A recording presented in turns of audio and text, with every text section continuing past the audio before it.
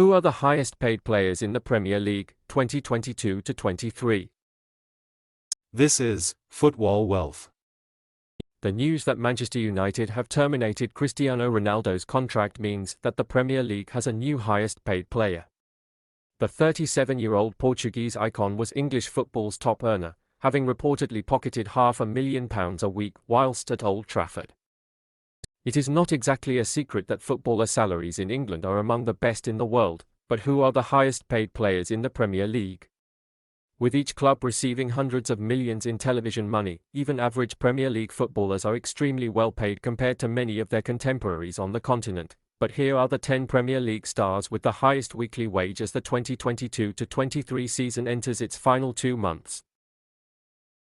10. Kalidou Koulibaly, Chelsea, £295,000. One of 4 summer signings in the top 10, Koulibaly has earned the most lucrative contract of his career after establishing himself as one of Europe's standout defenders at Napoli. There are some questions of handing the 31-year-old Senegal international such an expensive 4-year contract, given how he's struggled to immediately make his mark in the Premier League.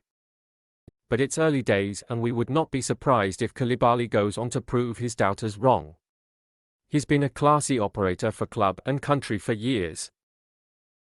9. Casemiro, Man United, £300,000, just edging out fellow big-name summer signing Kalidou Koulibaly into the top 10. Brazilian superstar Casemiro arrived at Manchester United as one of the league's top earners. And fair enough, really. Signing as a 5-time Champions League winner and arriving at a club that can only offer Europa League football, you don't imagine his agent needed to be a master negotiator to demand top dollar. And Casemiro has been brilliant so far, making you wonder why United didn't sign someone of his ilk years ago. 8. Jack Grealish, Man City, £300,000, England's great white hope, summer 2021 version, endured an underwhelming debut season at Manchester City following his £100 million move from Villa. But Grealish remains a player of immense quality, capable of beating his man and delivering incisive passes, and many observers expected him to perform closer to his ability in 2022-23. Jack is a number 10, former City winger Trevor Sinclair told TalkSport. He's one of these star players who gets fans off their seats and gives them excitement, and we didn't really see enough of that last season. We saw it against Real Madrid in the game where he came off the bench and was excellent, and I thought that should have been the catalyst to make him believe that he's good enough this season coming and really hit the ground running. That's not quite happened, but Grealish did enough to be included in England's World Cup squad. 7. Raheem Sterling, Chelsea, £325,000. It's no surprise that Chelsea are paying Sterling £325,000 a week. The summer signing from City seemingly represented an upgrade on their existing forward options and has been one of the best attackers around. But the England international has failed to shine at Stamford Bridge, partly because Graham Potter insists on starting him at wing-back. 6. Raphael Varane, Man United, £340,000. Varane's quality has never been in doubt. Nobody has 4 Champions League gold medals alongside winning the World Cup without being able to kick a ball straight, but injuries meant his first season at United was distinctly unmemorable. But his first appearance alongside Lisandro Martinez, with United beat Liverpool 2-1, started something infinitely more promising. 5. Mohamed Salah, Liverpool, £350,000. After a contract impasse that threatened to overshadow Liverpool's 21-22 campaign, Salah signed a new deal until 2025 that made him the highest-paid player in the club's history. At the end of the season, from maybe April until the end, there was a lot of talk about his contract and stuff, Virgil van Dijk told The Telegraph in July. We're all human beings and maybe that affected him a little bit, unfortunately. But it's safe to say Salah has earned his pay rise and, despite Liverpool's struggles, has kept banging in the goals with regularity.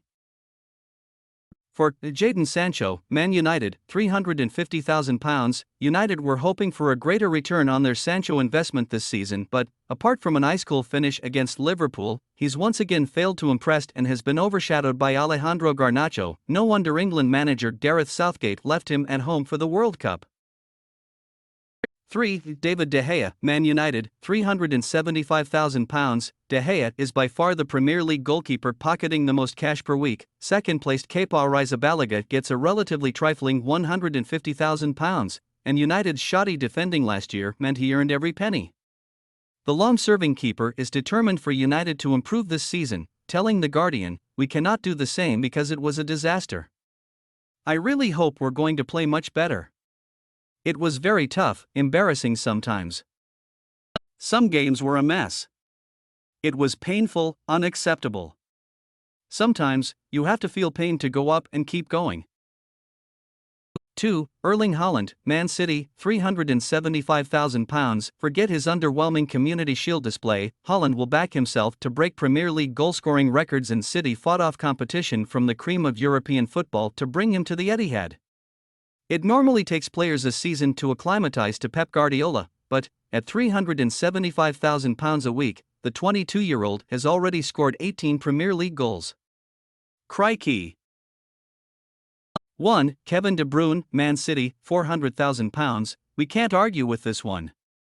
The playmaker can do things with a football that'd be considered illegal in parts of the Southern Hemisphere. It was a really good signing for City.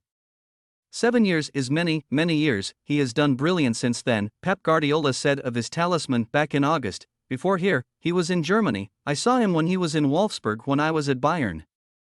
I am delighted with how he has performed in this time. If you switch on the TV, you see how he plays.